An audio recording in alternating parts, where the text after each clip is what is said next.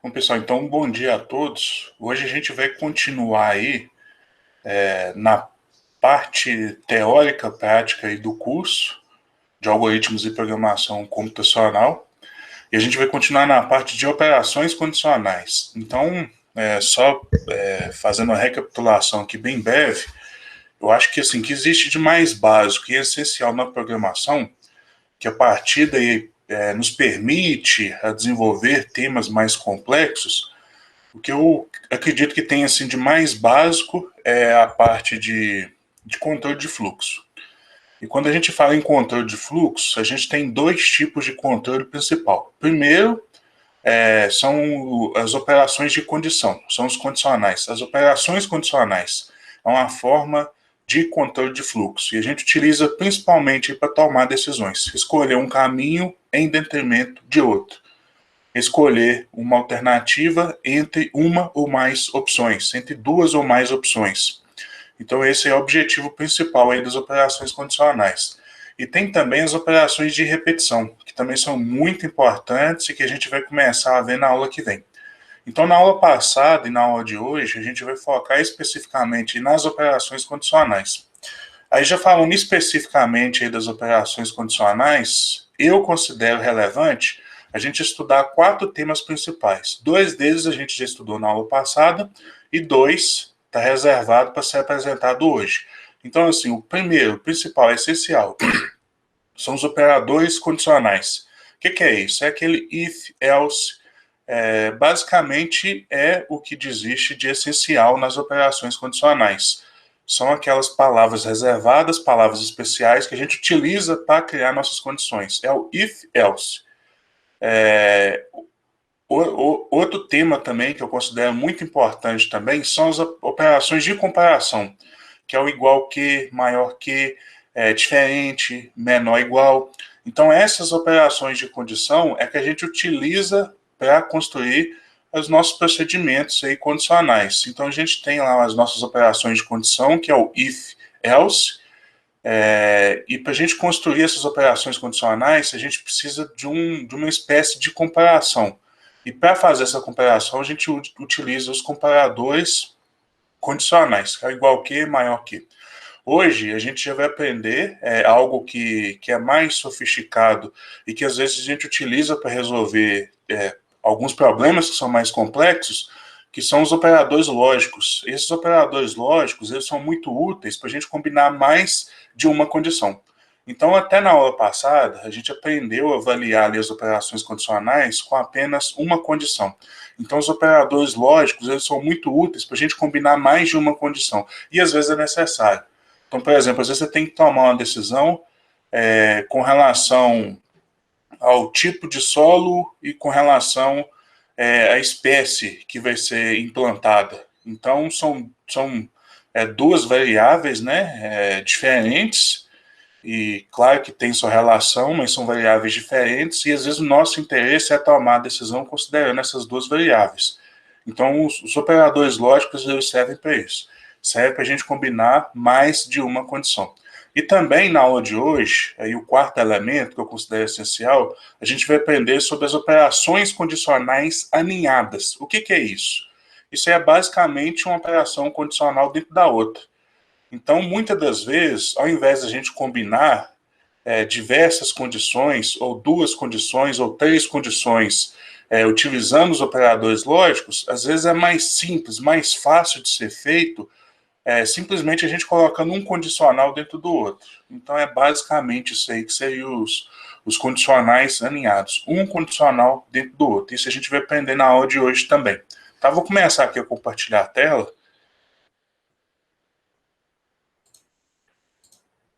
Que a gente já pode começar aqui a nossa...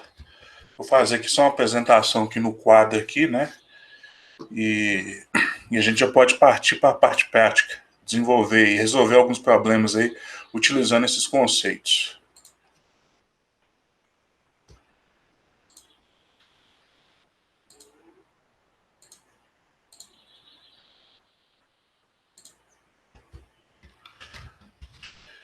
A gente está na semana 4, né?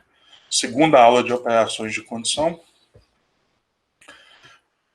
Então, aqui é só para dar aquela relembrada, né? Nós temos, então, as estruturas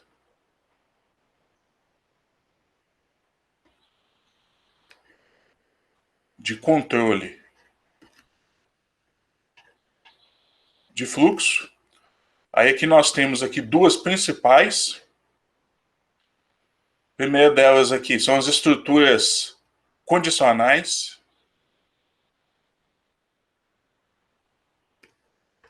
E aqui também nós temos uma importantíssima que a gente já vai começar a ver a partir da aula da semana que vem. E depois a gente vai nos acompanhar até o final da disciplina, que são as estruturas de repetição. Aí aqui, ó, dentro das estruturas condicionais, né, só para relembrar, que é o que a gente está focando na aula de hoje, o que que existe de essencial aqui?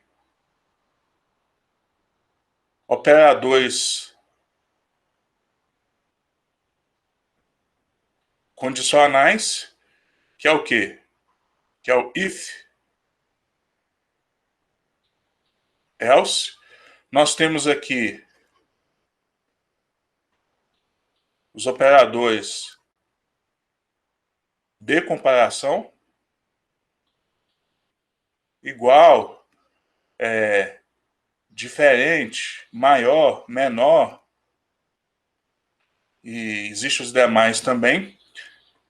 Isso aqui a gente já trabalhou na aula da semana passada, e o que tem então para a aula de hoje? A aula de hoje aqui a gente vai começar aqui com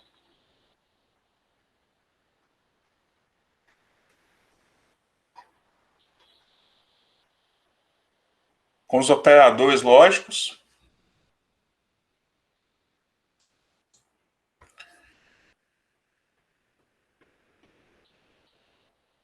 E posteriormente aqui, ó,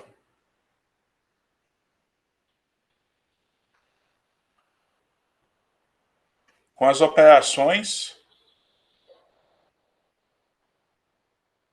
condicionais aninhadas, que é basicamente um condicional dentro do outro.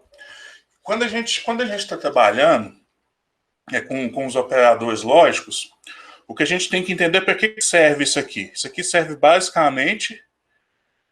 então aqui nós temos aqui, ó, só para dar uma recapitulada aqui, né? O que nós temos aqui, ó? Nós temos a estrutura básica.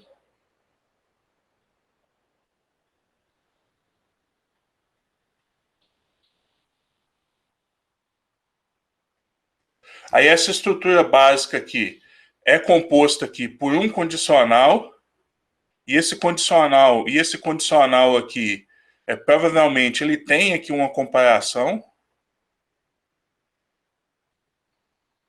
para a gente justamente identificar se é verdadeiro ou falso. Então, se for verdadeiro, a gente acessa o primeiro bloco de execução de comandos. Se for falso, a gente acessa os comandos alternativos. Não vou detalhar muito isso aqui não, porque isso aqui eu já abordei bastante na aula passada. Depois vocês podem até retornar aqui, que eu expliquei assim, de forma bem mais detalhada aqui as operações condicionais. Então, só para recapitular, né? Então, nós temos aqui os operadores condicionais, e para essa operação condicional se tornar completa, precisa aqui da nossa condição, que é justamente aqui os operadores de comparação. Então, aqui a gente tem uma comparação, ou uma condição, e ela pode ser verdadeira ou falsa. Uma condição aqui que pode ser verdadeira ou falsa. E aqui, ó, os operadores de comparação, eles são muito úteis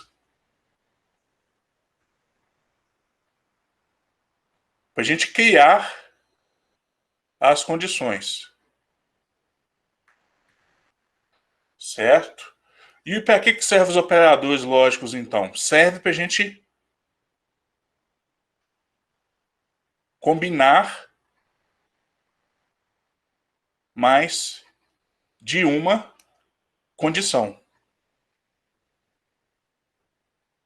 Então, se a gente for observar bem, os operadores lógicos aí são um complemento. Então, até na aula passada a gente trabalhou com uma única e exclusiva condição, aqui a gente vai aprender a trabalhar com mais de uma. Então, os operadores lógicos é o caminho natural para a gente combinar mais de uma condição. Então, relembrando, gente, a condição ela pode ser verdadeira ou falsa, tá? Mas a gente tem algumas alternativas de fazer comparação. Então, vou colocar aqui 2 a 2, e sempre essa combinação, a gente combina 2 a 2. Aí combina aquela que está na frente, aquela que vem primeiro. Ou então, combina de acordo com um parêntese. Aí pode ter um parêntese lá que indica a forma, qual que é a sequência, a ordem de combinação. Mas aqui, quando a gente fala em operadores lógicos, a gente tem 2 operadores principais aqui, ó. Nós temos o operador I.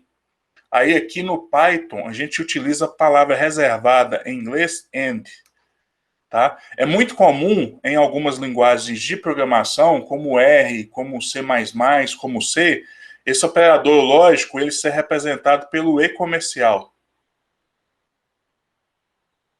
Aquele E comercial. Então, em muitas linguagens de programação, é comum a gente utilizar esse E comercial. E nós temos um outro principal aqui, operador lógico aqui, ó, que é o OR.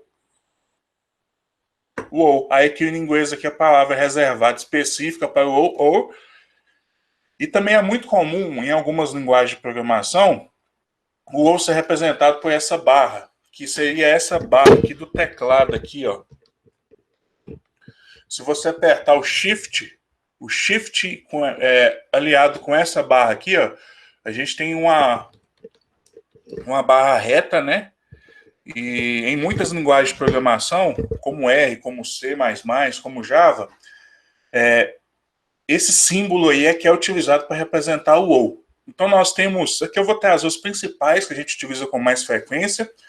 Tem, por exemplo, o operador o NOT, que é não, que a gente representa ele com exclamação, ele serve especificamente para a gente mudar o sinal da condição. Então, se ela for retornar verdadeiro, se tiver um not, ela retorna falso. E se ela for falso, se tiver um not, ela retorna verdadeiro. Então, serve para inverter. Eu não vou trazer aqui, porque a gente usa com menos frequência. Eu estou trazendo aqui os principais. Aí, se porventura sentir essa necessidade no futuro, dá uma pesquisada, que a gente tem mais operadores lógicos. Tá? Então, tem outros aí que às vezes se torna útil a utilização.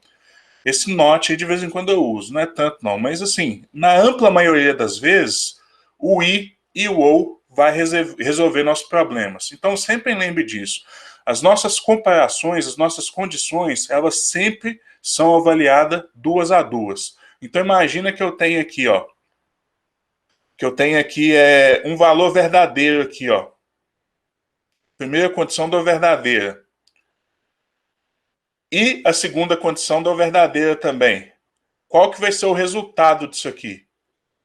Bom, no operador I, utilizando o operador I aqui, utilizando o operador I, AND, se você combina uma condição que deu verdadeiro e outra condição que deu verdadeira também, um exemplo, se a quantidade de milímetros de chuva na semana for maior do que 20 milímetros, o acumulativo aí, eu vou plantar.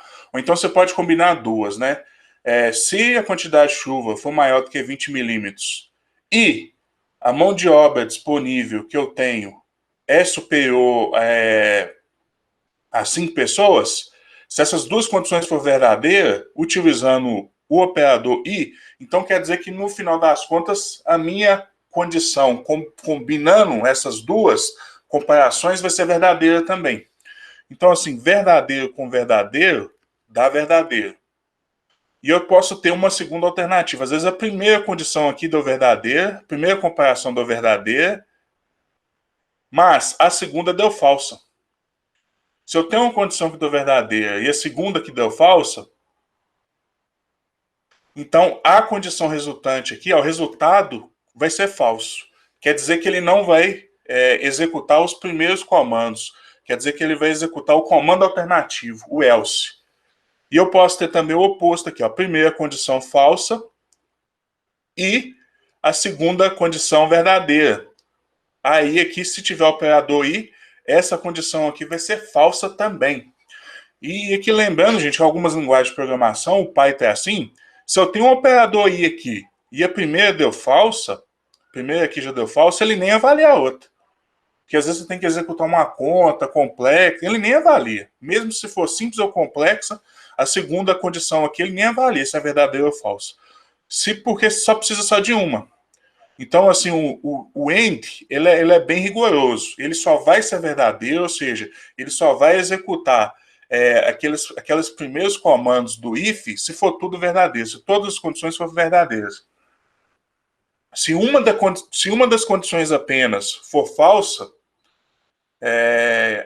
automaticamente ele já pode pular direto lá para os comandos alternativos. Ele não avalia o if, ele vai avaliar o else, caso contrário.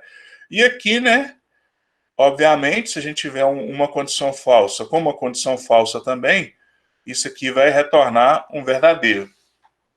Se a gente for observar bem, aqui, o AND, o I é bem restritivo. Então ele só vai retornar verdadeiro se todas as condições forem verdadeiras. Então o OU já não é bem assim. Então vamos ver o OU aqui, ó. Verdadeiro, primeira condição verdadeira, segunda condição verdadeira também. O que isso aqui vai retornar? Verdadeiro com verdadeiro vai retornar verdadeiro. Mas, e se a primeira condição for verdadeira ou a segunda condição for falsa? Aqui também vai retornar verdadeiro. Então, olha só, o OU já é o oposto. Só precisa ter só um verdadeiro para ele ser considerado completamente verdadeiro. Então, se eu tiver aqui mais a primeira verdadeira com mais 20 comparações aqui de OU, vai ser verdadeiro no final. O OU só precisa só de uma verdade. O I, todos têm que ser verdade. Aqui também o oposto, a mesma coisa, né? Falso ou verdadeiro. Aqui também dá verdadeiro como resultado. E ele só vai dar falso se as duas condições aqui forem falsas.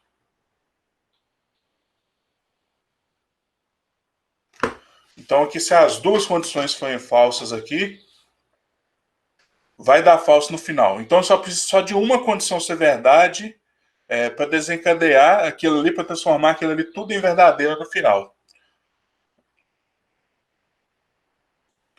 Vamos começar a executar aqui esses procedimentos na prática aqui. Eu acho que vai ficar mais fácil de entender. Vou então abrir o Python aqui no menu, né? Vou vir aqui no Windows Explorer, né? Vou vir aqui no Windows Explorer. Aqui na unidade C e aqui no meu WP64. Vou abrir aqui o Spider, que é o nosso ambiente de desenvolvimento, de criação de código.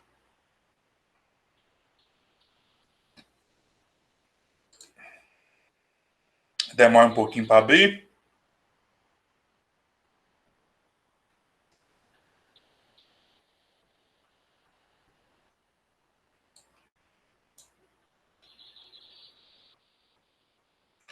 Vou abrir aqui um novo documento, colocar meu nome aqui. Aí depois vocês podem colocar o de vocês.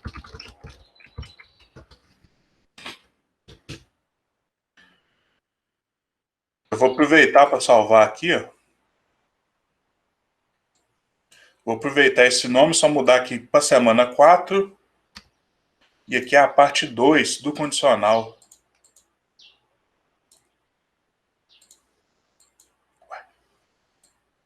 Parte 2 aqui do condicional. Deixa eu tentar salvar de novo.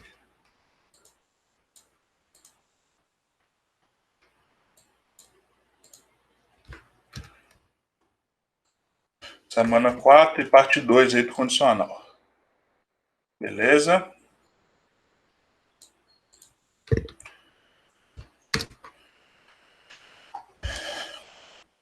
Então aqui, gente, eu vou começar aqui utilizando aqui um operador qualquer. Então, qual que vai ser o exemplo que eu quero resolver aqui, ó? Vou colocar aqui até como texto aqui, ó. Então, basicamente, o que o que eu vou querer identificar?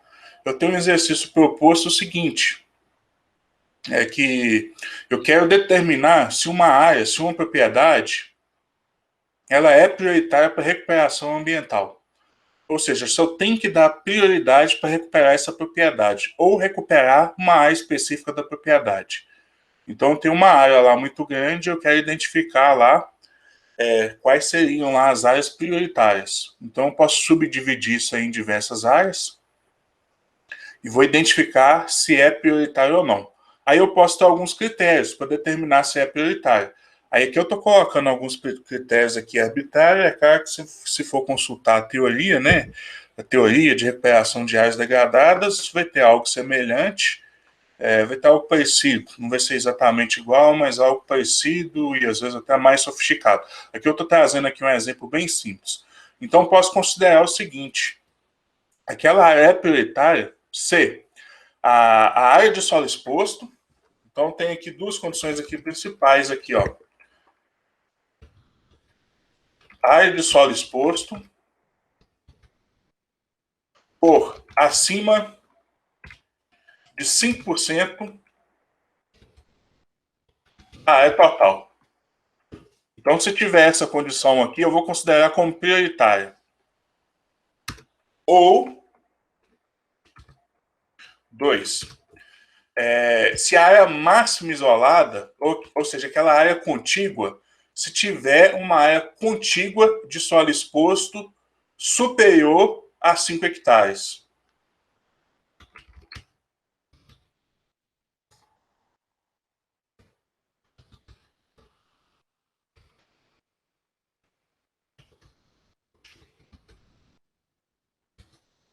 Solo exposto acima de 5 hectares. Então, observe aqui, gente, ó.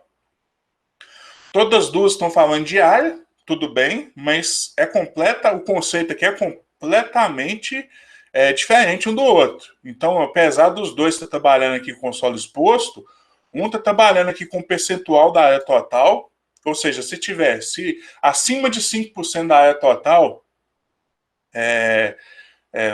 for de solo exposto, quer dizer que é uma área prioritária. E aqui eu tenho outra condição também. Se eu tiver uma área contínua, de solo exposto acima de 5 hectares. Então, às vezes eu tenho, às vezes eu tenho até mais de 5 hectares, eu tenho, por exemplo, 8 hectares, mas só que é disperso no local. E se é disperso, é menos problemático, porque às vezes você vai ter mais plântulas ali na proximidade, que vai conseguir recuperar aquilo ali naturalmente de forma mais fácil e rápida. E também, além disso, se for muito disperso, fica muito caro para você ir lá no campo ficar identificando isso aí, fica mais complexo o trabalho também. Então, por isso que uma área é arbitrária. Então, a gente deve dar prioridade com relação a isso. Depois vocês, eu vou passar um exercício mais completo sobre isso, que inclusive vai ficar para o exercício desafio da semana, vai ser bem interessante, vai ser relacionado com isso aí, mas só que eu vou trazer esse problema novamente, só que de forma mais detalhada. Então vai ser um problema bem interessante, que eu vou trazer na aula que vem aí para tratar desse tema aí, para identificar se uma área é prioritária ou não para recuperação. Na verdade, lá é um processo de tomada de decisão que vai determinar, que vai tomar a decisão de qual que é o método de recuperação de área degradada mais indicado de acordo com as características do local. Por exemplo, quantidade de solo exposto, percentual aí de área de copa por espécie arbórea, quantidade de gramínea. Então, tem alguns critérios lá que são considerados lá para tomar a decisão final de qual que é o método mais indicado aí para a recuperação daquela área. Mas aqui, de forma bem simples, eu tenho dois critérios. E eu posso combinar. Aqui, esses dois critérios aqui, ó. Então, vamos pensar aqui como que a gente pode trabalhar isso aí. Aqui eu tenho dois critérios básicos, né? Vamos imaginar aqui, né?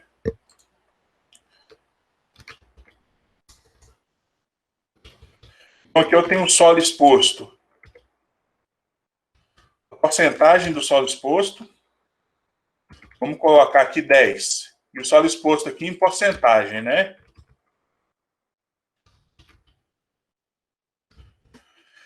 E aqui eu tenho a quantidade aqui de área contínua, né? Solo exposto aqui também, contínuo aqui. Aí vamos imaginar aqui que é 3. E essa informação aqui em hectares. Isso aqui eu recebi. Recebi aqui essa informação. Da onde que eu recebi isso aqui? Provavelmente foi minha equipe que fez esse levantamento em campo, ou então outra equipe que fez esse levantamento e via esse sonhamento remoto. Então o método aí pouco importa de como foi obtido essas informações. Aqui a gente vai construir aqui nosso processo de tomada de decisão. Aí aqui é o seguinte, gente, qual que vocês acham? O que é mais lógico utilizar? Lembrando que a gente tem duas alternativas aqui, ó. A gente tem o I e a gente também tem o OU. A gente pode usar um ou outro. Então aqui qual que vocês acham mais lógico utilizar? Aqui a gente pode ser rigoroso, né, com relação à decisão. E se, por exemplo, se qualquer um desses critérios aí forem violados ou forem aceitos, né? Se qualquer um desses critérios aí forem verdadeiros, quer dizer que esse local é prioritário. Mas a gente pode ser menos rigoroso também e dizer, só um dos dois aí já é suficiente. Só um dos dois aí já é suficiente. Então a gente pode ser mais rigoroso. Beleza, Rebeca, eu concordo com você. Eu acho que nesse caso aí, né, se qualquer uma dessas condições aí forem aceitas, eu acho que o ideal é a gente colocar essa propriedade como prioritária. Não é isso? Porque essas duas condições aí são exemplos de condições que indicam de degradação ambiental. Então, se a gente tem pelo menos uma dessa condição que é satisfeita, ou seja, que indica que aquele local está degradado, então a gente já tem que colocar essa área como prioritária.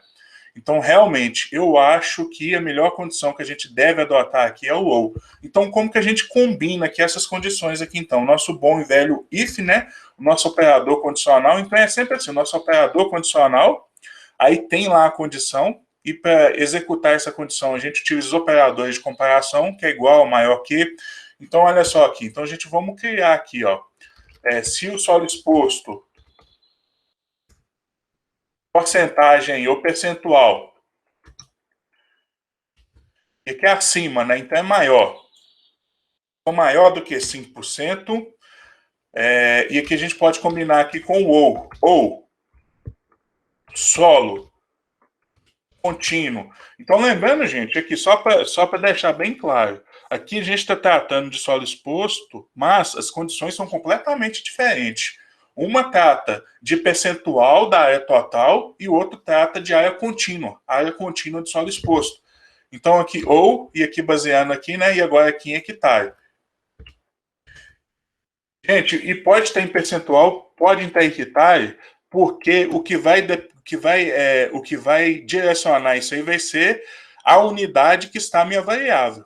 Então aqui tá 10, porcentagem. Aqui tá 3 hectares. Então assim, eu posso tratar isso aqui numa mesma condição, mesmo sendo em unidade diferente, porque o que vai direcionar aqui minha decisão são as unidades descritas aqui nas minhas variáveis. Então aqui é só um número, mas eu sei que é porcentagem. Aqui também é só um número, mas eu sei que é hectares. Então aqui, se por um acaso o solo exposto, o percentual da propriedade for maior do que 5%, ou a faixa de solo exposto contínua for maior do que 5 hectares, aí o que a gente faz aqui, ó? A gente classifica isso aqui como prioritário. Eu vou até colocar aqui uns asteriscos aqui para chamar a atenção. Então, essa propriedade aqui é prioritária.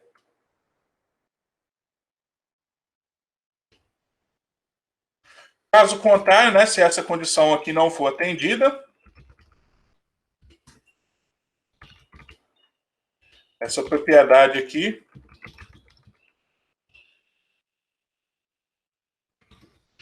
é não prioritária. Então, o que a gente pode fazer? A gente pode guardar os recursos justamente para aquelas áreas aí que são prioritárias. De acordo com o quê? De acordo com esses critérios aqui que a gente estabeleceu. A gente pode colocar critérios mais sofisticados, mais simplificados, mas o importante é que a gente tem dois critérios. Eu vou selecionar tudo aqui, vamos executar o que isso vai dar, então. Então, olha só, vamos, antes da gente executar, vamos fazer aqui um raciocínio aqui, ó. Então, vamos lá. Primeira condição, solo exposto. Deixa eu copiar isso aqui.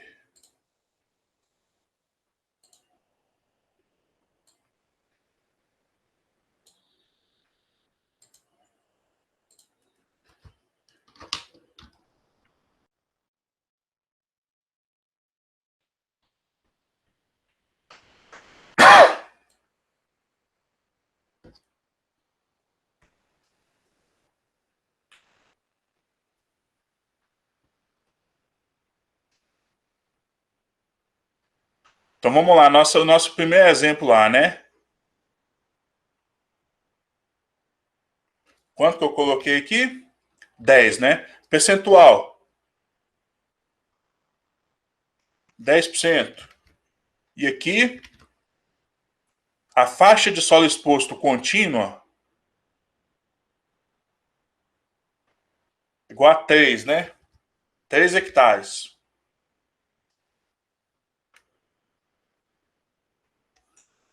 Então vamos ver o que vai ter de decisão final aqui. Olha só, vamos para a primeira condição. E a gente sempre começa pelo início. Qual que é a primeira que está sendo apresentada? Em relação a solo percentual, a porcentagem. Então é essa que a gente vai avaliar primeiro. Então vamos avaliar aqui, ó.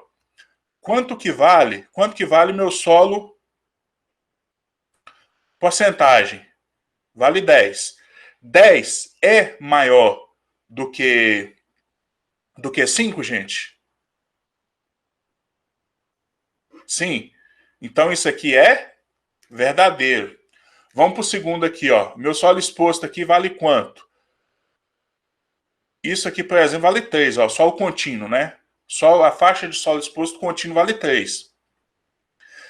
3 é maior do que 5? Falso. Só que aí o operador qual que é? Ou, né? Verdadeiro com falso, com operador ou dá o quê? Ó, verdadeiro com falso vai dar o quê? Verdadeiro. E o que isso aqui vai ser executado? Isso aqui vai ser executado, que isso aqui é uma área prioritária, tá, gente?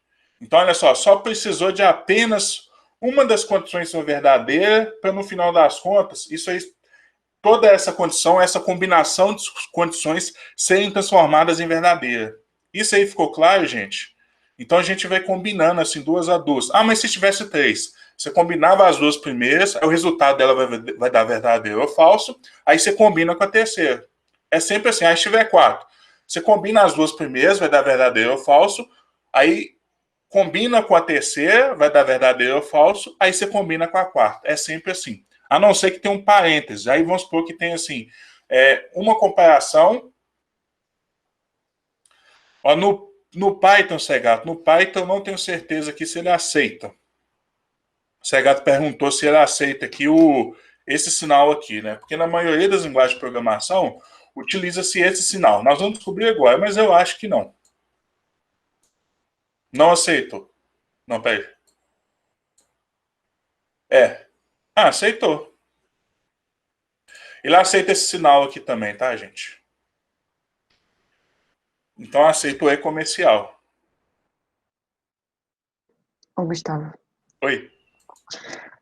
Então, só para ver se eu entendi, essa parte, essas duas variáveis, por exemplo, solo, porcentagem e solo, né, área contínua, é a mesma área, então.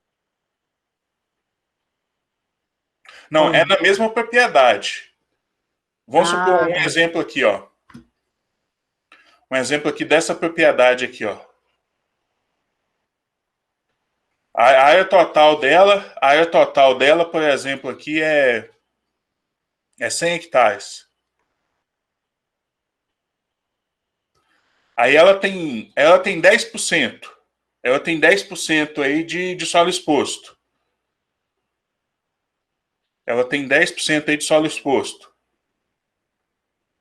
Só que a área máxima de solo exposto aqui, ó, é 3 hectares. De faixa contínua, né? Deixa eu fazer de outra cor aqui. Isso aqui seria o solo exposto, ó. Então tem uma área pequena aqui, tem outra área pequenininha aqui, outra área pequenininha aqui, outra área aqui, outra área aqui. Então olha só, observa, ela tem 10 hectares. Ela tem 10 hectares de solo exposto. Mas só que a maior faixa contínua, que vamos dizer é essa aqui, ó, ela tem 3 hectares. Eu poderia ter outra propriedade. Olha só o exemplo aqui de outra propriedade aqui, ó. Eu tenho outra propriedade aqui também, ó, de 100 hectares.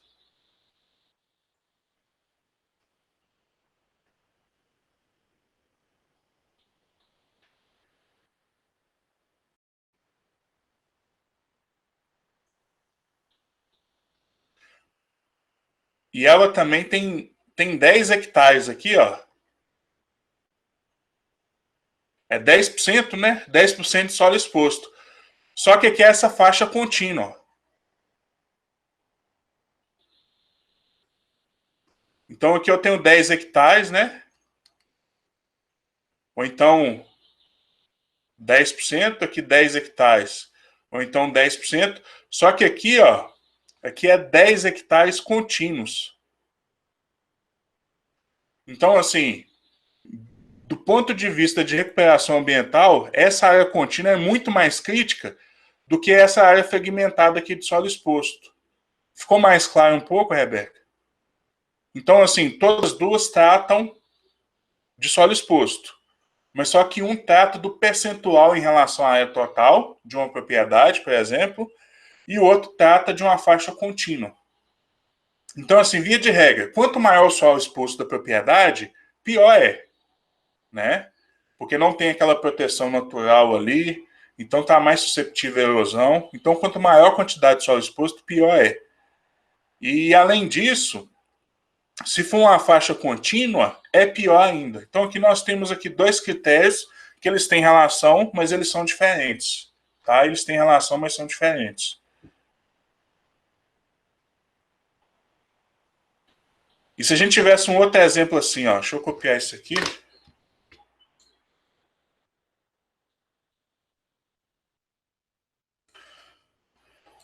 Um outro exemplo aqui de uma propriedade.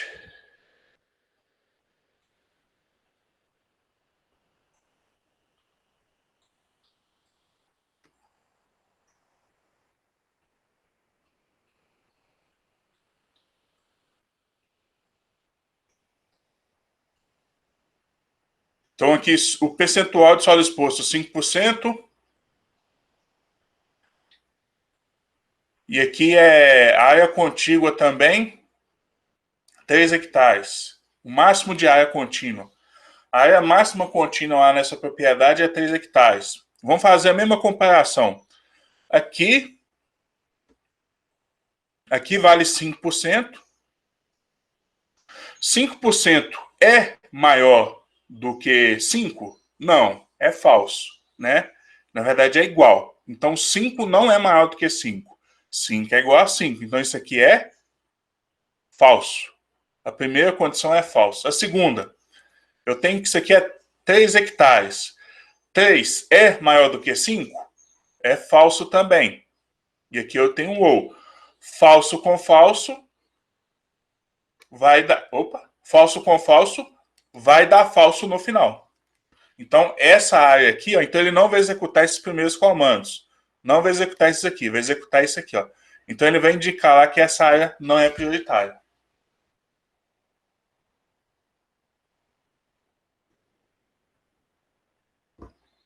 Vamos fazer aqui só mais um aqui, ó.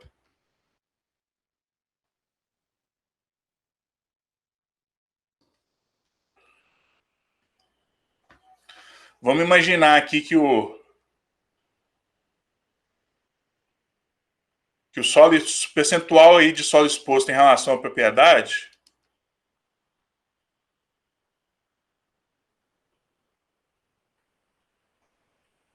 continua sendo igual a 5%. Só que a faixa de solo contínua, é igual a 6 hectares. Então vamos lá para a primeira condição. Solo percentual é igual a 5. 5 é maior do que 5? Não, é igual. Então esse primeiro aqui é falso. Agora eu tenho outro aqui, ó.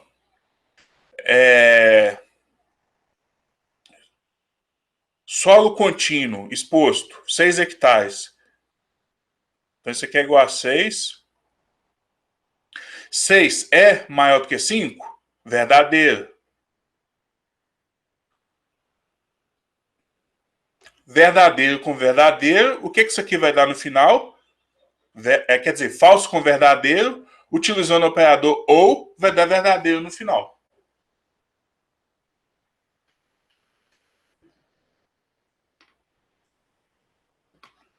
Vou fazer mais um aqui então, o último.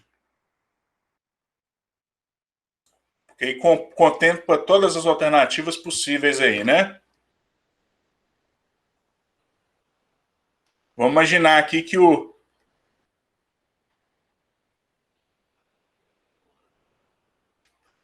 percentual aqui é igual a 6%. E aqui o solo contínuo aqui, de solo exposto, é igual a 6 hectares. Então aqui é igual a 6, né? 6 é maior do que 5? Então isso aqui vai ser verdadeiro. 6 hectares é maior do que 5? Aqui também é 6, né? 6 é maior do que 5? Então vai verdadeiro também. Verdadeiro com verdadeiro, aí esse aqui é o mais óbvio de todos. Verdadeiro. Então, assim, esse aqui, pelas duas condições aqui, esse solo aqui é prioritário. Então, esse aqui é prioritário e esse aqui também vai ser estabelecido como prioritário. Aí, gente, olha só que interessante. Se fosse o operador I, o operador I ele é mais restritivo. Então, observe que apenas se as duas condições forem verdadeiras, ou seja, se lá estiver bem ruim mesmo, ele vai estabelecer como prioritário. Então, de todos esses exemplos que eu coloquei aqui, ó, se fosse o I em vez de ou, o único que seria verdadeiro de fato e que definiria essa propriedade como prioritária seria essa última condição aqui, ó. Que o percentual é maior que 5 e que a área contínua é maior que 5 hectares. Então, se fosse o operador I, ele só ia considerar prioritária se as duas condições fossem verdadeiras. É só lembrar aqui dessa tabela. Isso aqui, geralmente, o pessoal chama isso aqui de tabela verdade. Mas isso aqui é só a forma, o comportamento dos operadores lógicos. E o motivo principal da gente utilizar é que ele serve para a gente combinar mais de uma condição. Então dá para a gente usar mais de uma condição. Aqui a gente está usando duas, mas poderia ser 3, poderia ser 4, poderia ser 5, poderia ser 20. Tá? É claro que quanto maior a quantidade de condição também, mais complexo vai se tornando. Então, geralmente, a gente encontra aí 3, aí no máximo 4, porque senão começa a ficar muito complexo. E o que a gente faz quando a gente tem assim muitas condições e começa a se tornar complexo combinar? Aí é só a gente criar uma condição dentro da outra, utilizando condicional alinhado, que eu vou trazer aqui no segundo exemplo. Aí aqui, gente, então, aqui seria o resultado, né? Vamos ver aqui, então, esse exemplo aqui, ó.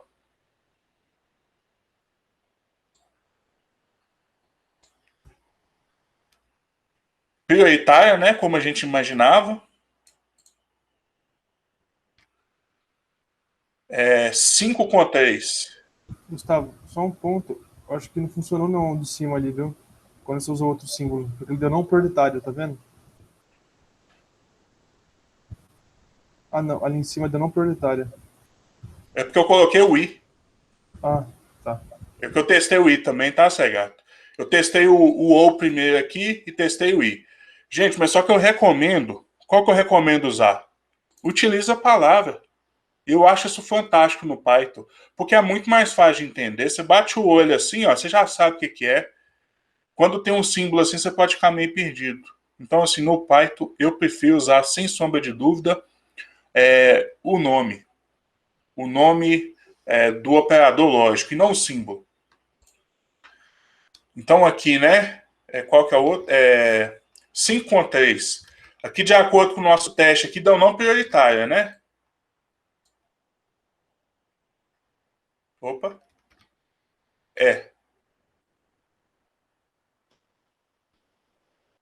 Não, desculpa, é porque eu estou mudando errado. Tem que mudar aqui, ó.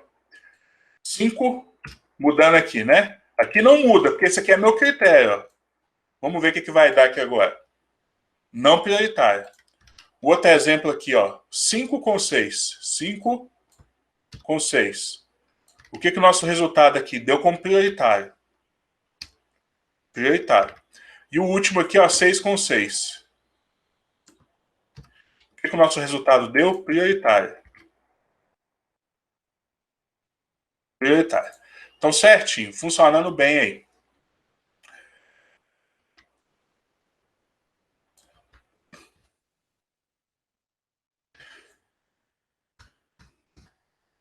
E aqui, gente, só para não ser tão simplista também, eu vou mostrar um exemplo aqui, não vou entrar muito em detalhe, porque a gente vai ter oportunidade mais para frente de aprofundar em algumas questões de aplicação, mas só para não ficar tão simples também, eu vou trazer aqui uns procedimentos que a gente pode utilizar, uns procedimentos aqui que a gente pode utilizar para computar esse percentual aqui, ó. Então, vou abrir aqui, ó, um software aqui de geoprocessamento, eu vou trazer a representação dessa nossa área aqui.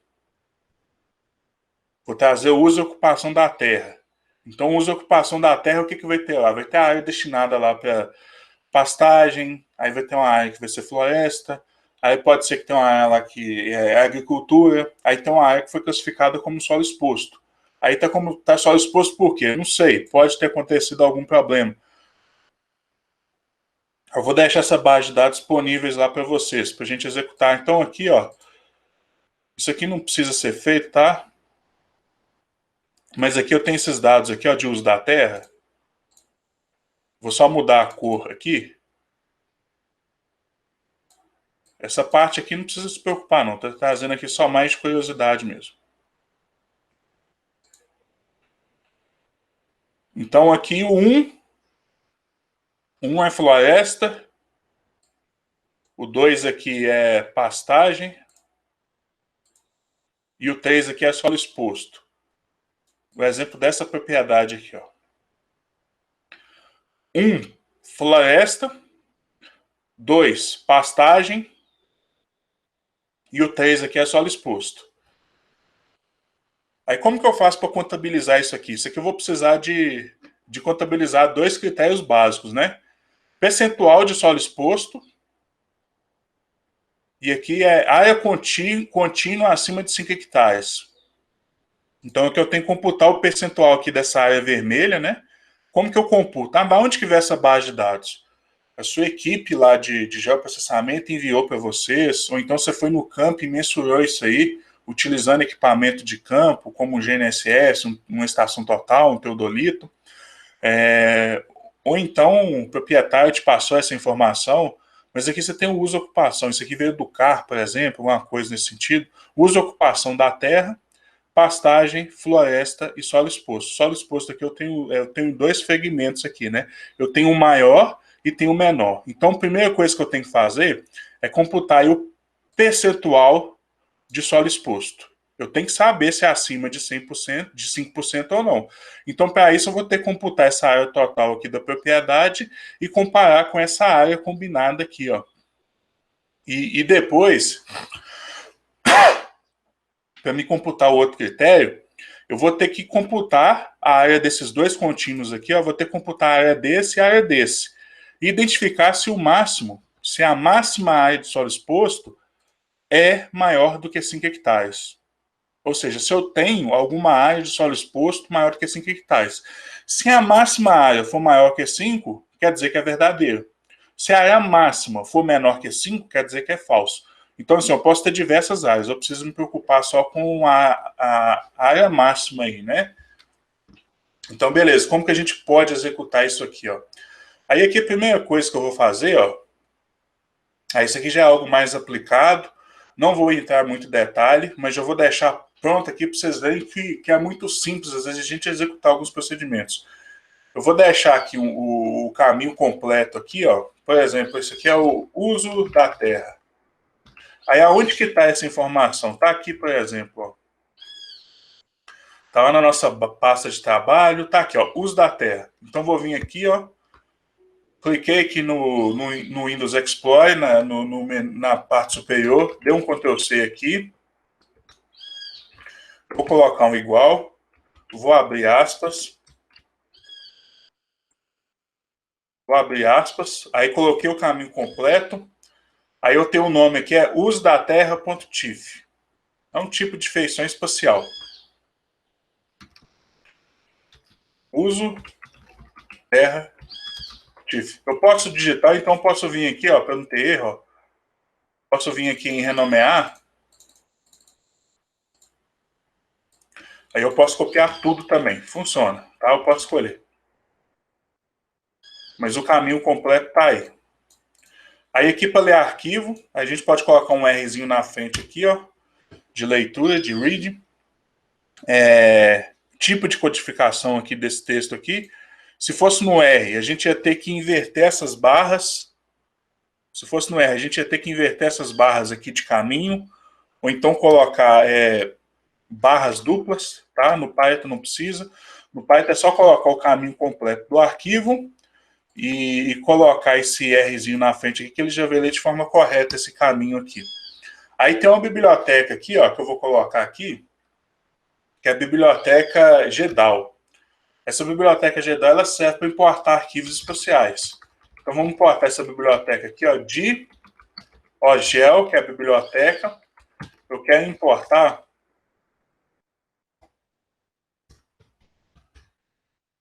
a biblioteca GEDAL.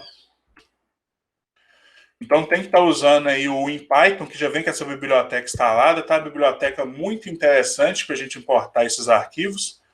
Aí eu posso vir aqui, ó, vou importar esse raster aqui, vou chamar de uso raster, uso ocupação raster. Aí é só usar aqui a GEDAL aqui e vou pedir para abrir.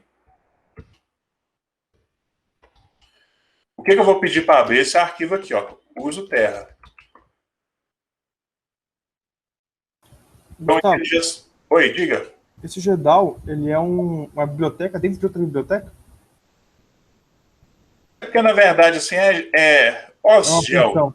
É OSGEL, assim, o nome da biblioteca. Aí ela é isso mesmo. Aí ela tem algumas bibliotecas lá internamente. Tá. Ela tem essa GEDAL, que é para trabalhar com pixel, com imagem de pixel, com raster. E ela tem lá outras bibliotecas para trabalhar com vetor. Aí, no caso, se você colocar import GEDAL sem esse pedaço da frente, ele funcionaria também ou não? Funcionaria. Tá. Ah, tá sem isso aqui? Não, acho que não. Aí Não. você teria que importar. Você poderia fazer assim, ó. Atrelado ao pacote lá de cima. Import, OGEL. Aí aqui nesse OGEL aqui, ó. Aí você ia ter que acessar aqui a GEDAL. Aí aqui pedir para abrir, por exemplo, aqui o Open. Ah, entendi. Tá, beleza. Pode fazer do jeito que você achar melhor. Assim é mais fácil, do meu ponto de vista. Tá, beleza. Então aqui abrir esse raster aqui. Aí aqui eu vou converter isso aqui numa matriz, ó. Esse raster numa matriz. Não, primeiro eu vou executar um procedimento. Eu vou fazer isso aqui rápido, gente, porque eu não quero entrar muito em detalhe nisso aqui, não. Isso aqui é só para mostrar aqui as funcionalidades aqui do Python, como que é fácil, às vezes, a gente obter aqui alguns elementos. Isso aqui é só para a gente ler aqui o arquivo. Ó. Uso gel, vou importar uma banda aqui do raster. Porque isso aqui é como se fosse uma imagem. Pega uma fotografia, por exemplo. Aí essa fotografia tem 3 bandas. Tem lá na coloração R de vermelho, de red, G de green, de verde, e B de blue, de azul. Então, a combinação aí dessas 3 imagens forma uma imagem colorida no RGB. Então você pode ter aí, a gente chama isso aí de banda, a banda. Aqui nesse caso só tem só uma banda. Essa imagem só tem só uma banda, que é só de uso e ocupação. Se fosse uma fotografia, ia ter 3. Então aqui eu vou importar aqui essa banda aqui, né?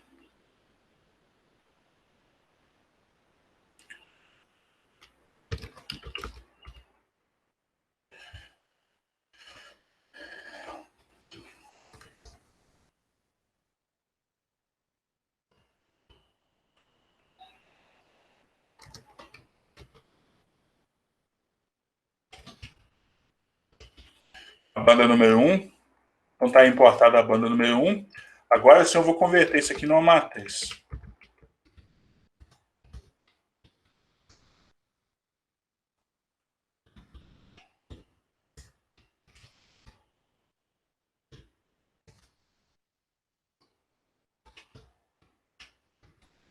Aí esse array aqui que ele chama, isso aqui é uma matriz de n dimensões. Aí, por exemplo, você tem um vetor que é de uma dimensão, você tem a matriz que é de 2 dimensões, esse array, isso é generalização, poderia ter n dimensões aí.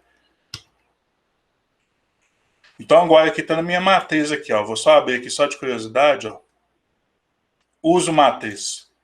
Então tem esse valor aqui muito pequeno, que isso aqui é dados inexistentes, que é justamente essa área aqui, ó. Imagina isso aqui como uma matriz, né? Aí tem toda essa parte aqui que não tem informação nenhuma. Aí ele coloca um valor muito pequeno. Aí você tem uma parte central aqui, ó. Por exemplo, 1 aqui. 1 aqui é floresta. Se a gente for descendo aqui, ele vai mudar aqui uma hora que é para 2, ó. Tem uma parte para 2 aqui, ó. 2 aqui é o quê? 2 é pastagem. Se eu for descendo aqui, eu vou achar um 3 aqui, ó. 3 aqui, ó, solo exposto. Então isso aqui é como se fosse uma matriz, como se fosse uma planilha do Excel, em que cada célula corresponde a um pixel. Então esses aqui, ele representa um valor bem pequeno, porque não são dados de verdade, né? São dados inexistentes, ou no data. E aqui tem meus dados mesmo. Então tem 1 que representa o uso da terra, 2 que representa pastagem, e 3 que representa aí solo exposto. Então já tem minha matriz. Aí que é só para facilitar, ó, aonde for um valor muito pequeno, por exemplo aqui, aonde essa matriz, onde essa uso matriz for menor, ou igual a 0, eu vou colocar tudo 0. Só para não ficar esses valores pequenininhos aqui. Então agora aqui atualizei aqui minha uso matriz, ó. Então aonde não tem dados eu vou colocar 0 e o resto continua como os demais.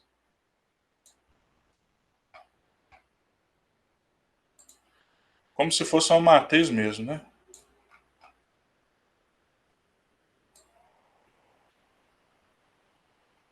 Gustavo, Oi. esses dados você vai disponibilizar para a gente? Vou Poder colocar fazer. Vou colocar lá no portal, viu, Rebeca? Vai estar lá. Aí aqui, ó, se a gente tiver um interesse em imprimir isso aí, vamos ver como é que vai ficar aqui. Aí aqui eu vou importar aqui, ó, eu já importei essa biblioteca, deixa eu apagar isso aqui. Aí eu gosto de deixar no começo assim as bibliotecas importadas.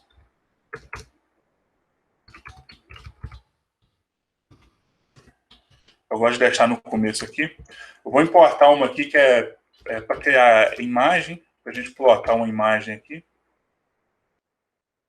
É o import matplotlib. Aí que eu vou só já colocar um atalho aqui para facilitar aqui o uso dela. Criando um apelido para isso aqui. Vamos ver se vai funcionar aqui. plt.im de imagem, show, mostrar a imagem.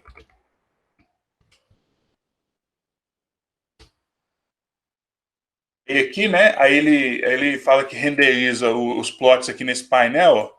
Então tá aqui a figura. Então tá lá bonitinho, ó. Tá essa parte aqui que é dados inexistentes, tá esse azul, tá esse verde aqui mais escuro que é floresta, tá esse aqui que é pastagem e tem esse amarelo aqui que é solo exposto. Eu não vou trabalhar com isso agora, mas se for mexendo aqui nessa biblioteca, dá para mudar isso aí, dá para mudar essas coisas aí, mas dá para plotar a imagem também, muito bacana. Agora o que eu vou fazer? Eu vou contabilizar a quantidade de área total. e eu posso contabilizar em pixel, eu posso contabilizar em hectares. Aqui, como o tamanho de pixel é fixo, aí eu posso até ver o tamanho do pixel aqui, ó, botão direito, propriedades, eu posso ver lá pelo próprio Python também. Então aqui o tamanho de pixel é 40 por 40. Cada pixel, então, tem 40 de comprimento e 40 de altura. 40 por 40. Aí quer saber a área do pixel, você vai levar isso ao quadrado. Ou então multiplicar 40 vezes 40. Aí você tem a área total do pixel. Opa! Cliquei aqui.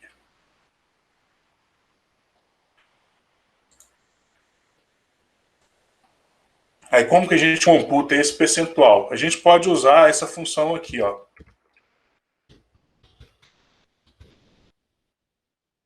Uso matriz. Aqui eu vou pedir para ele retornar aqui as contagens. Returning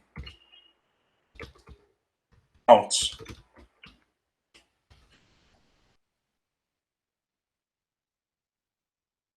E aqui tem essa biblioteca aqui que é a NumPy, vou importar essa NumPy também, ó.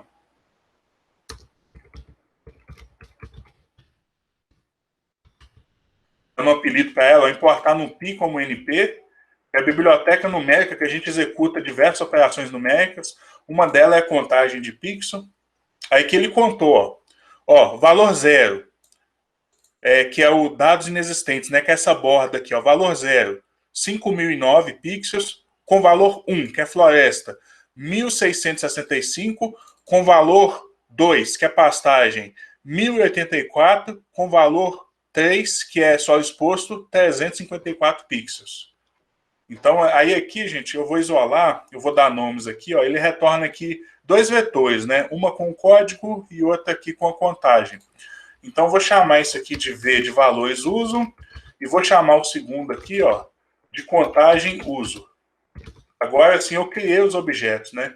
Então, eu tenho aqui o V uso, que são os valores, 0, que é no data 1, 2, 3, e aqui eu tenho contagem uso, que é a quantidade de pixels.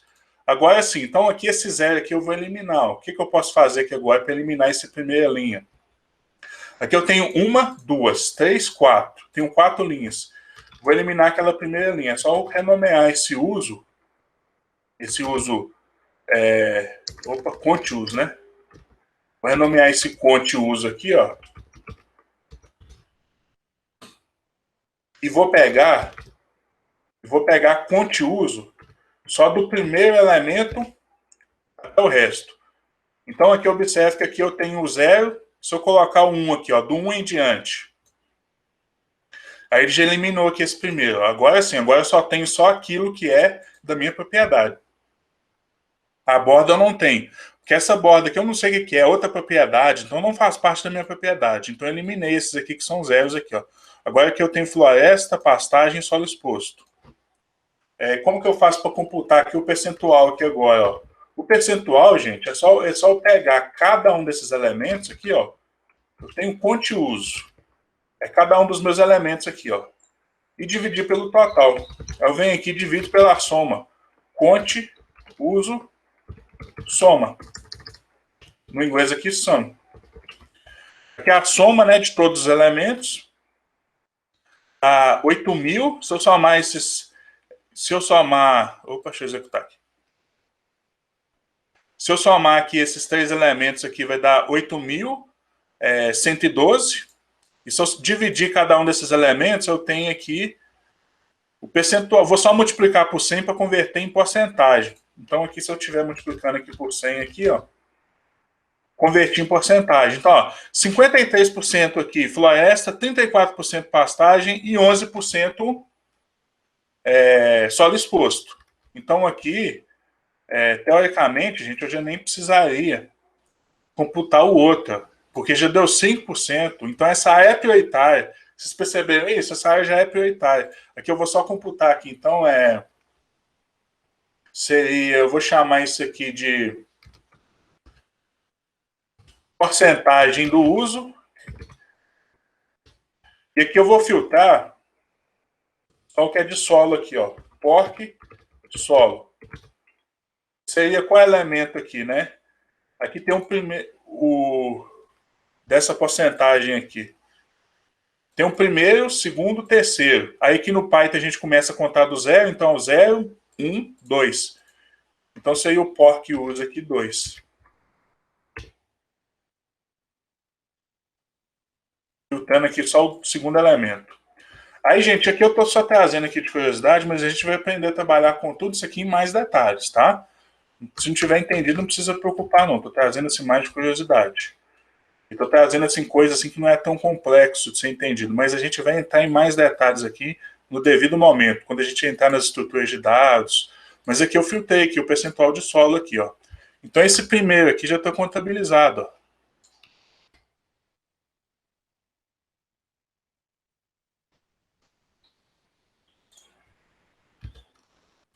Esse primeiro já está contabilizado. Vou contabilizar o segundo.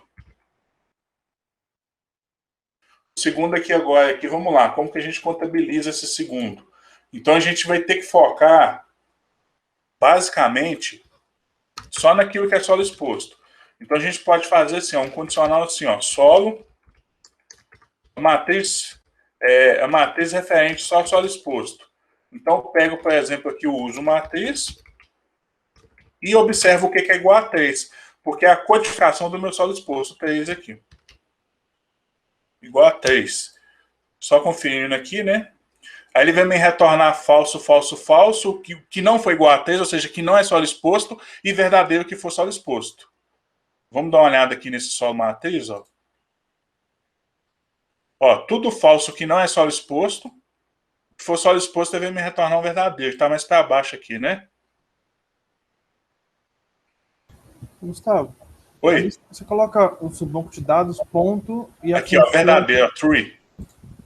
Solo exposto aqui, ó. Tem esse pedacinho aqui. Esse pedaço aqui que é o maior. E tem aqui no final aqui um pedacinho que é o menor, justamente, ó. Que é o que está aqui, ó. Tem esse pedacinho menor e tem esse pedacinho maior aqui. Pode perguntar, Segato. Não, só para entender só que aquele ponto sum que você colocou, ele funciona com qualquer operação dentro do Python.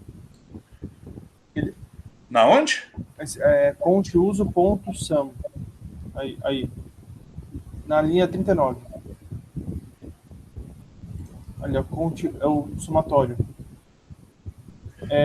Isso funciona para qualquer função, esse ponto? Não tem que colocar Não. dentro do soma? Por exemplo, essa soma aqui, ó. Essa soma só serve só para essa biblioteca aqui, ó, essa NumPy, tá? Mas você poderia fazer assim também, ó.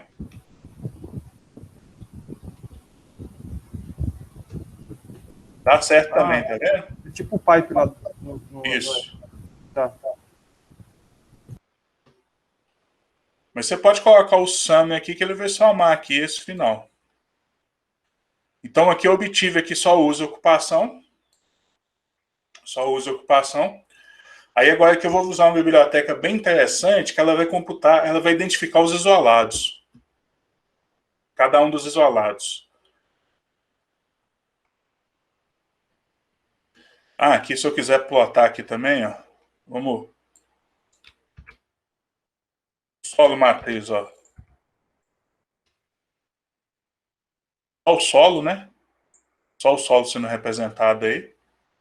Eu vou isolar cada um dos fragmentos. Como que a gente pode fazer isso? A gente vai usar uma função dessa biblioteca aqui, ó.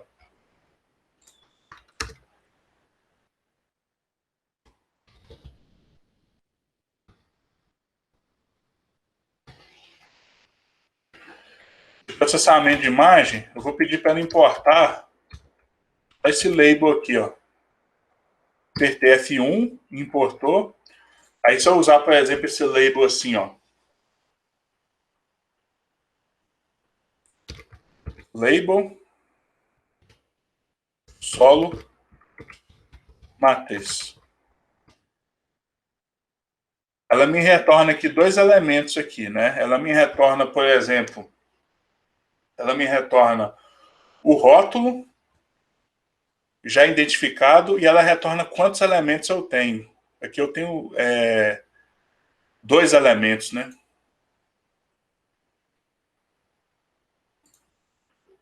Então, primeiro é que ela vai me retornar aqui o solo label e depois ela vai me retornar aqui o número de labels aqui.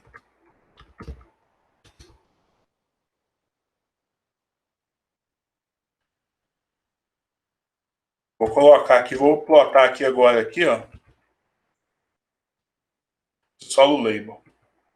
Pronto, agora aqui dá para ver que já tem identificado, porque está com cor diferente, né? Então esse aqui, por exemplo, é o código 1, esse aqui é o código 2, por exemplo. Então os dois já estão identificados. Aí eu posso fazer a mesma coisa que eu fiz anteriormente.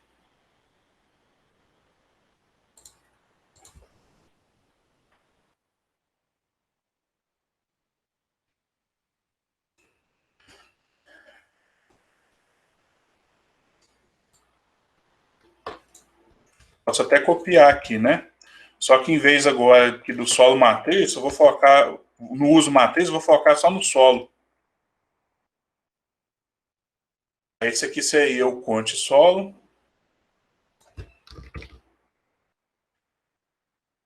Esse aqui seriam os valores do solo.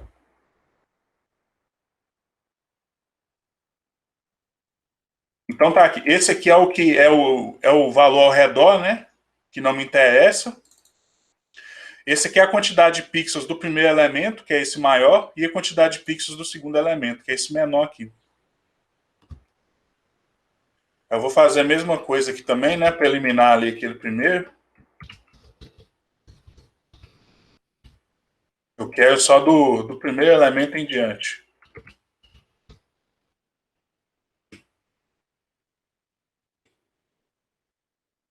Então tá aí, né? Segundo e o primeiro. E agora eu tenho que saber qual que é a área. Aqui eu tenho número de pixels. Para mim saber a área, é só multiplicar essa quantidade de pixel pela área do pixel. A área do pixel é só multiplicar aqui, ó. 40 vezes 40, que é o tamanho do pixel. Então aqui eu tenho a área de cada pixel, que é 1.600 metros quadrados. E agora eu já posso computar aqui, né? O solo contíguo aqui, né? Solo contínuo. Só pegar aqui a quantidade de pixel, que é isso aqui, multiplicado pela área do pixel, que é isso aqui. Ele já vai me dar a resposta aqui em metros quadrados, mas eu estou trabalhando em hectares. Então, no final aqui é só eu dividir aqui por 10.000, que eu já converto para hectares. Então tá aí, uma tem 51 hectares, a outra tem 4 hectares, quase 5 aí, né? Mas aí, para mim tomar minha decisão, eu sempre vou me tomar aqui pela quantidade máxima, né? Solo. É só contabilizar aqui a quantidade máxima aqui, ó. Qual que é o máximo desses dois? 51. Pronto, agora minhas duas condições estão feitas. Eu posso tomar minha decisão agora. Como que eu tomo minha decisão? Construindo um bom e velho condicional. Se if percentual de solo for maior do que 5%, ou solo contínuo for maior do que 5 hectares,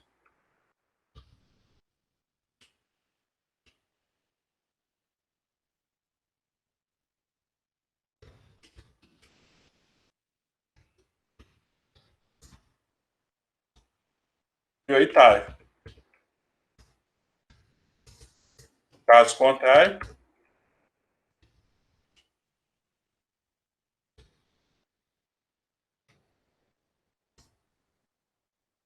não prioritário.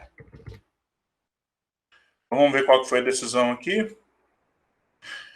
Então, gente, dessa propriedade especificamente que ela foi considerada prioritária, tá?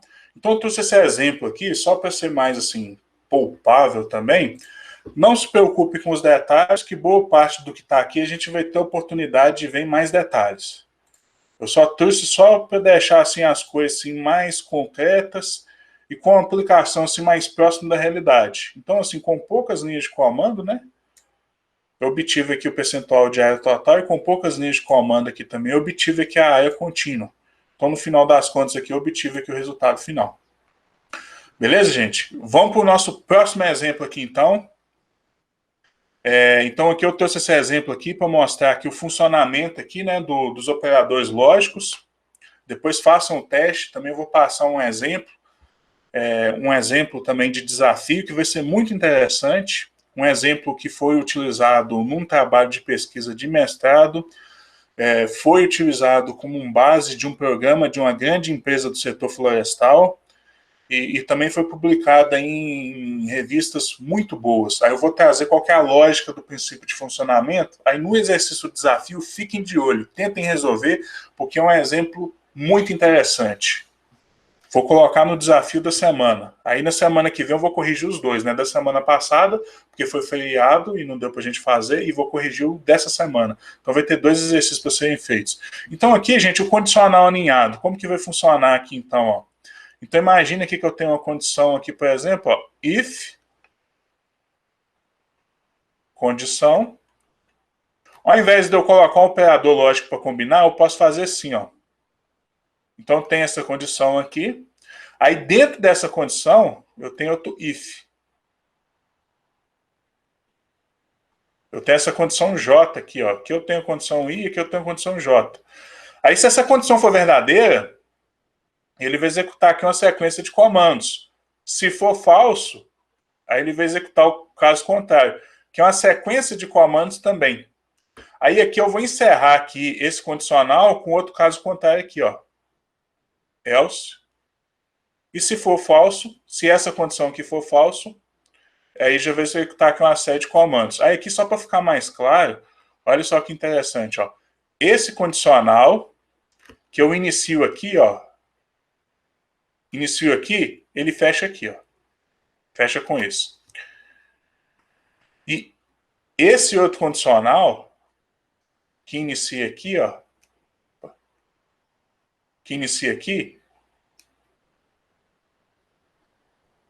eu fecho com isso. Então observe aí que eu tenho um condicional dentro do outro. Certo? E um exemplo disso aí, vamos trazer um exemplo aqui. Um exemplo que a gente pode pensar.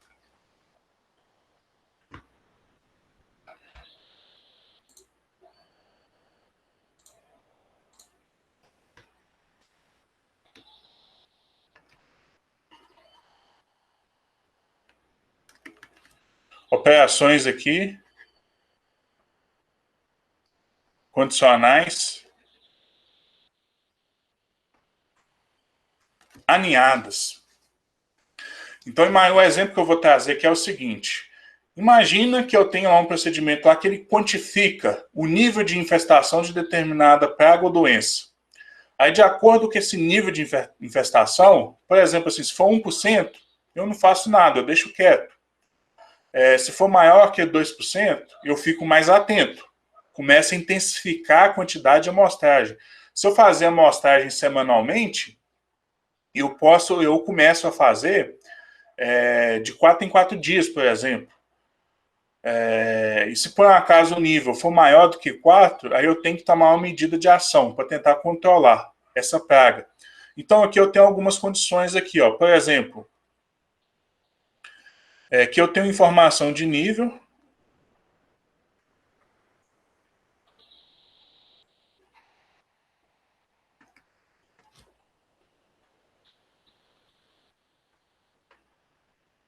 Nível de infestação de uma praga. Aí aqui eu tenho diversas alternativas, ó. Eu tenho, por exemplo, que o nível, vamos supor que o nível é menor ou igual a 2. Qual a ação que eu vou tomar com relação a isso?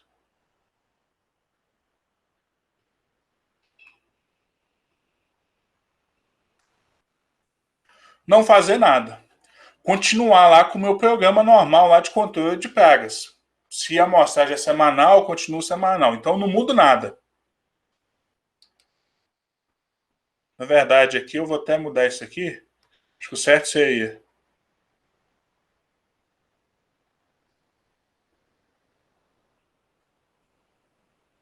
Não muda nada. Eu posso ter essa alternativa aqui também, ó.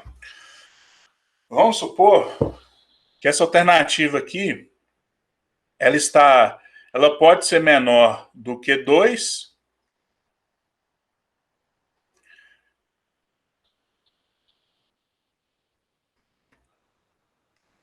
e ela pode estar entre 2 e 4. Aí o que eu tenho que fazer aqui?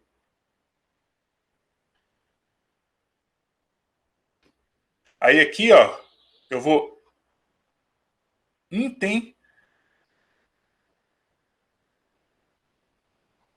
intensificar a amostragem. O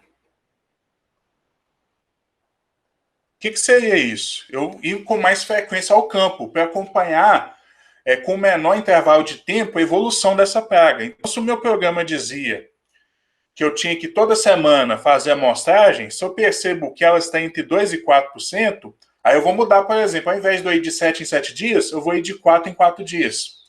Então, a alternativa aqui é intensificar a amostragem. E eu posso ter aqui um terceiro aqui também, ó. Esse terceiro aqui, o nível de infestação.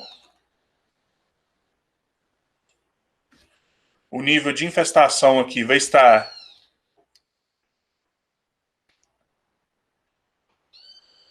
entre 4 e 20, por exemplo.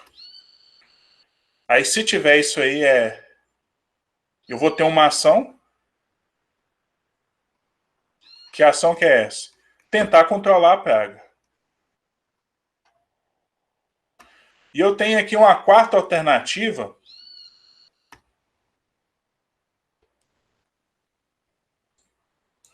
que seria, por exemplo, aqui, ó, o nível maior que 20. Aí, nível maior que 20 aqui, ó,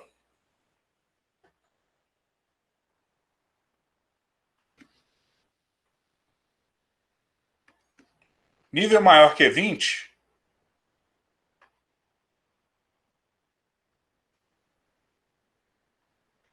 não adianta fazer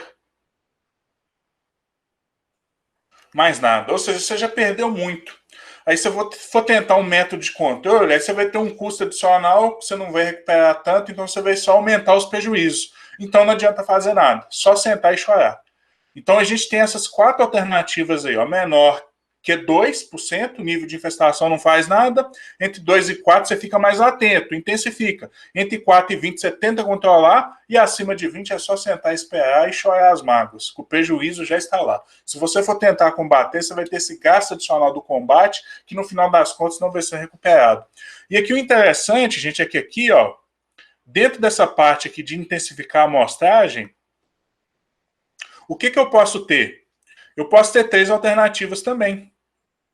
Eu posso ter essa primeira alternativa aqui, ó, que vamos supor se o nível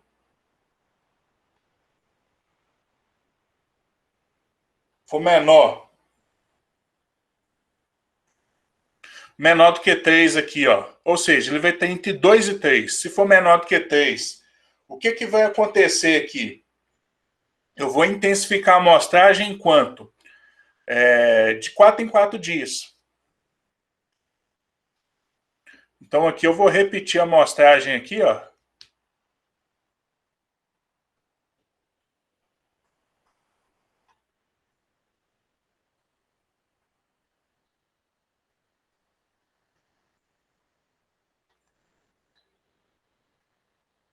Antes era 7.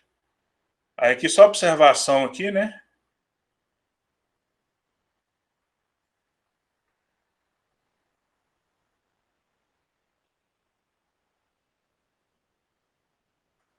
Antes era de 7 em 7, antes era semanal. Então a gente intensificou a amostragem. O nível, por exemplo, aqui.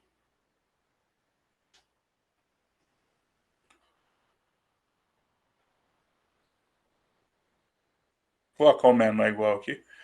O nível, por exemplo, aqui ele pode ser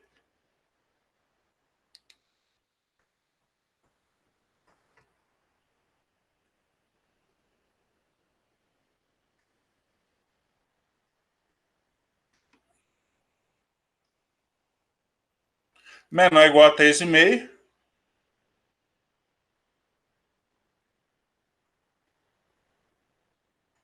que eu vou repetir aqui no caso aqui de 2 em 2.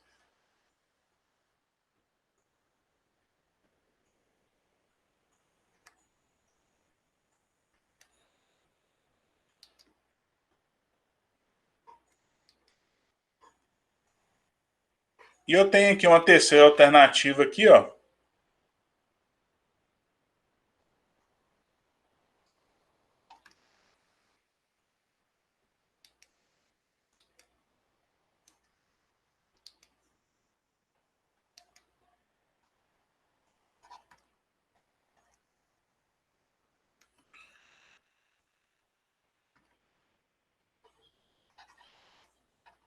Aí aqui está aumentando, então tem que ficar muito atento.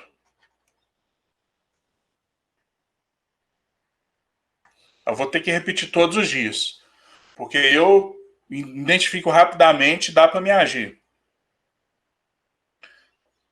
Só para ficar mais claro aqui.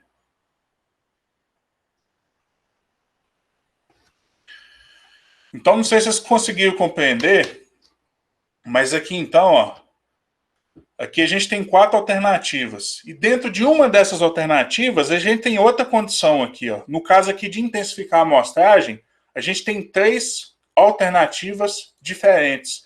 Então, como que a gente pode implementar isso aí? Vamos implementar isso aqui, então, na prática aqui, né?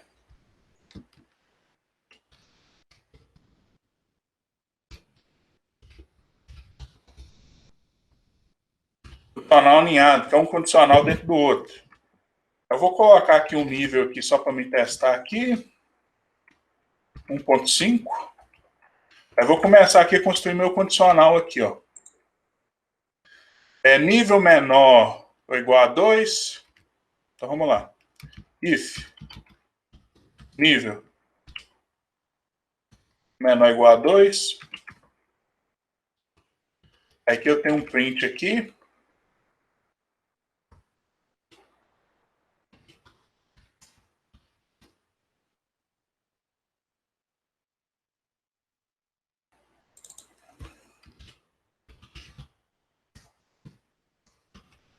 Não mudar nada no programa atual, né, de controle de pragas. Aí aqui eu posso ter um if aqui. Aí esse if. Aí meu nível pode ser menor. Meu nível pode ser menor ou igual a 4.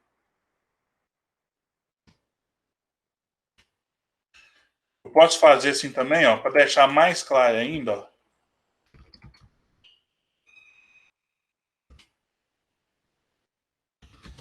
Aí, ó. Nível maior que 2 e nível menor ou igual a 4. Aí o que eu vou fazer aqui? Eu vou intensificar a amostragem. Aí aqui, gente, ó, vou deixar separado aqui, ó, porque aqui vai vir mais comandos, ó. Vou até deixar separado aqui, ó. Aqui vai vir mais comandos. Mas eu vou continuar fazendo aqui, eu vou colocar os demais. Tem esse aqui que é o tentar controlar, que é a ação, né? Então tem um outro aqui, ó. É o if aqui. O que esse if vai querer? Ele vai ser o quê? Nível maior que 4. Nível menor ou igual a 20.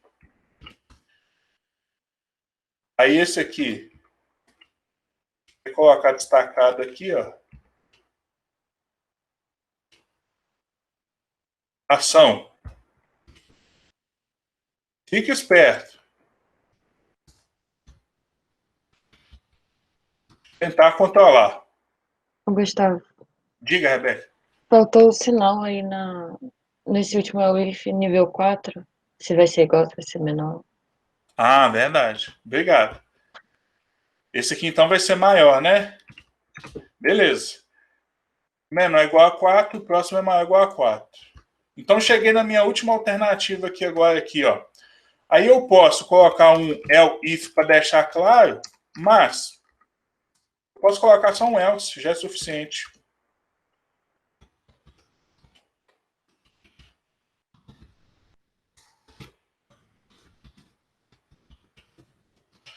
é esse aqui, ó, não adianta fazer mais nada, que é a mais triste de todos aqui, que a pessoa perdeu tudo. O que eu quero contar aqui, ó? Quantas alternativas? Opa. Quantas alternativas? 1, 2, 3, 4. Essa última eu poderia colocar assim, ó, para ficar mais claro. Else, if, maior que 20, poderia. Ia funcionar da mesma... Opa, nível, né? Nível maior que 20. Funcionaria da mesma forma, bonitinho, só que eu acho que não tem necessidade. Porque só vai souber essa alternativa, né? Ou ele é menor que 2, ou ele está entre 2 e 4, ou ele está entre 4 e 20, ou então ele é maior que 20. Posso deixar o else só aqui. Então aqui eu tenho as 4 alternativas. Mas, quando está entre 2 e 4 aqui, eu tenho outras alternativas também. Que qual seria? Entre 2 e 3, entre 3 e 3,5 e entre 3,5 e 4. Então, vamos lá. Aí aqui eu tenho um condicional dentro do outro. Ó. If, nível, maior que 2, end, nível, menor ou igual a 3, né? Menor ou igual a 3. O que eu faço? Está começando a preocupar.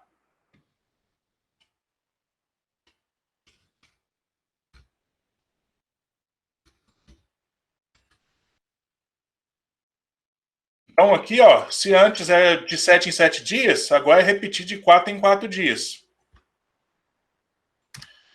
Aí aqui eu tenho aqui o if aqui, que se o nível for maior do que 3 e nível menor ou igual a 3,5. Aí aqui eu vou repetir de 2 em 2 dias.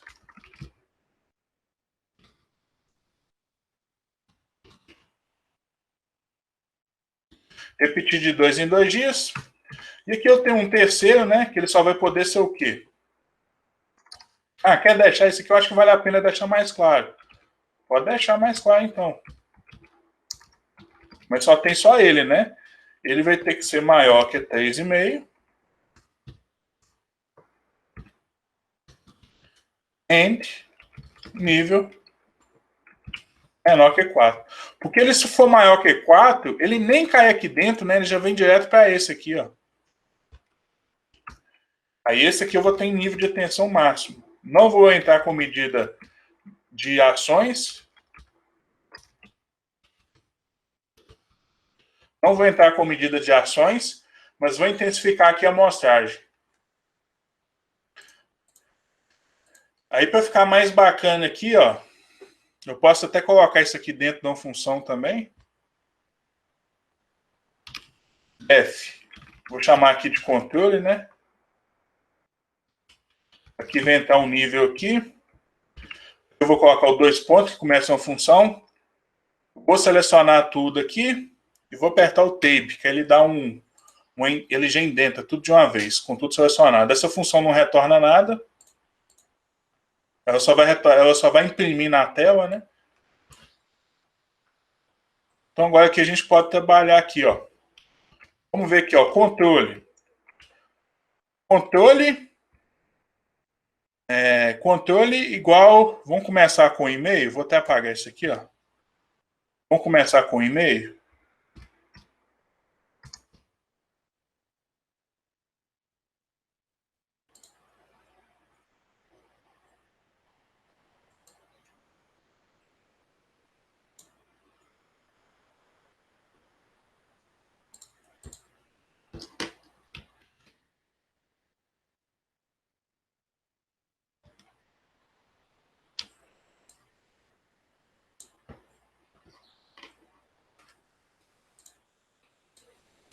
Vamos começar com o e-mail aqui, então, ó.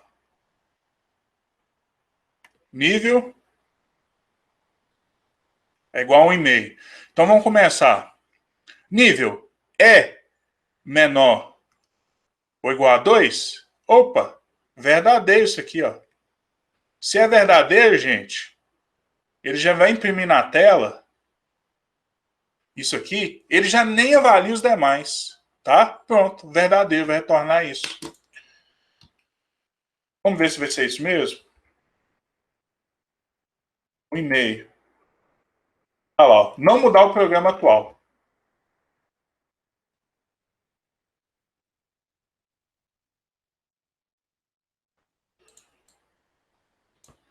E se o meu nível for, por exemplo,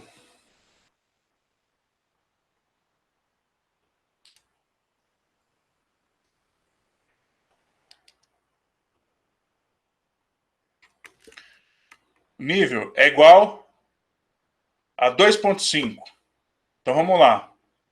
Nível é menor ou igual a 2? Falso. Se é falso, ele pula para o próximo. Nível é maior ou igual a 2? Opa, verdadeiro. Nível é menor ou igual a 4? Opa, verdadeiro. Verdadeiro com verdadeiro, isso aqui vai dar verdadeiro. Então ele vai ter que executar essa parte aqui agora. Vamos lá então. Nível é maior ou igual a 2? Verdadeiro. Nível é menor ou igual a 3? 2,5 é menor ou igual a 3. Verdadeiro. Isso aqui vai dar verdadeiro, então o que ele vai ter que executar?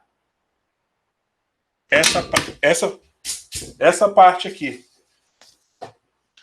Está acabando, tá, gente? Só fazer isso aqui. Vamos ver se vai dar isso mesmo.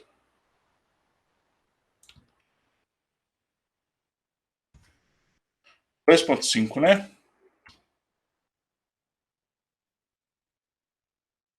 Opa! Intensificar a amostragem, repetir de 4 em 4 dias. Certinho. Vamos colocar aqui agora, aqui, ó.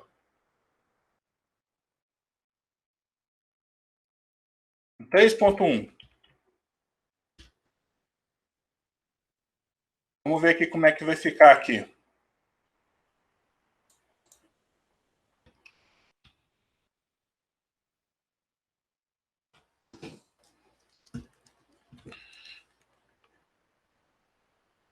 Nível é igual a 3.1.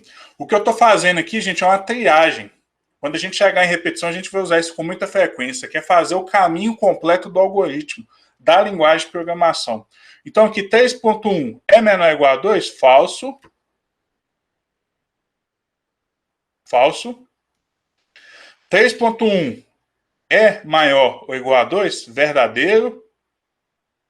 É menor ou igual a 4? Verdadeiro. Opa, verdadeiro com verdadeiro dá verdadeiro, então ele cai aqui, ó. Vamos avaliar o primeiro. Nível. 3.1 é maior que 2? Verdadeiro. É menor ou igual a 3? Falso. Que é 3.1, né? Falso. Aqui, gente, é o i, né? Para ele dar verdadeiro aqui, os dois teriam que ser verdadeiro. Então, verdadeiro com falso no i, isso aqui vai dar verdadeiro. Então, ele não executa esse. Parte para o próximo. É maior ou igual a 3? Verdadeiro. É menor ou igual a 3? Opa. Aqui é verdadeiro, né? É maior ou igual a 3? Verdadeiro também. Verdadeiro com verdadeiro. Então, ele vai executar isso aqui, ó. Repetir de 2 em 2 dias. Conferindo. Intensificar a amostragem, repetir de 2 em 2 dias. Vamos colocar aqui agora, aqui, ó, um 3.9.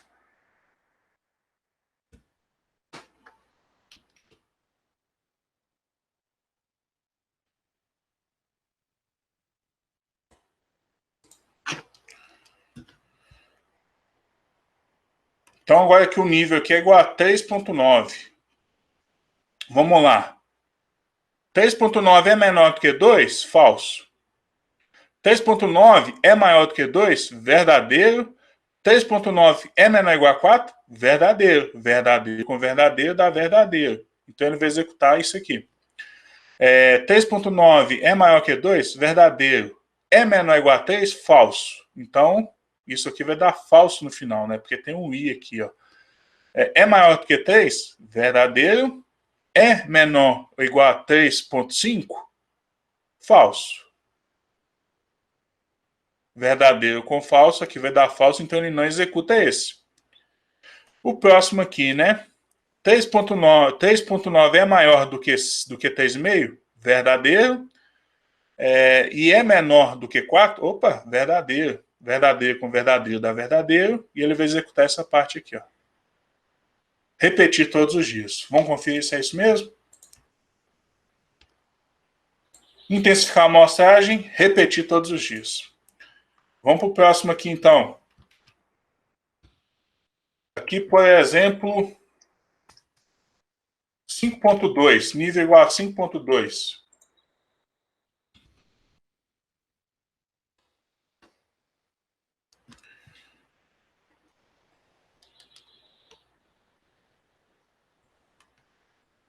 Nível aqui, então, é igual a 5.2.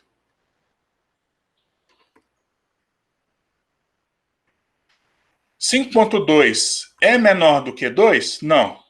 Falso. Ele pula para cá. 5.2 é maior do que 2? Verdadeiro. Nível, que é 5.2, é menor ou igual a 4? Falso. Então, isso aqui vai dar falso. Aí ele já pula direto para cá, ó. Não executa isso aqui agora. Nível é maior ou igual... É maior que 4? Verdadeiro. Nível é menor ou igual a 20? Verdadeiro também. Verdadeiro com verdadeiro dá verdadeiro, então quer dizer que é ação. Tentar controlar. É isso aqui que tem que ser feito. Conferindo aqui no Python agora. Tá lá. Ação. Tentar controlar.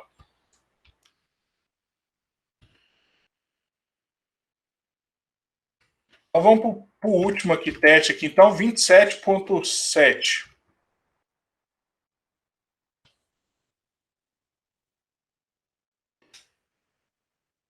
O nível aqui que eu coloquei é 22.7.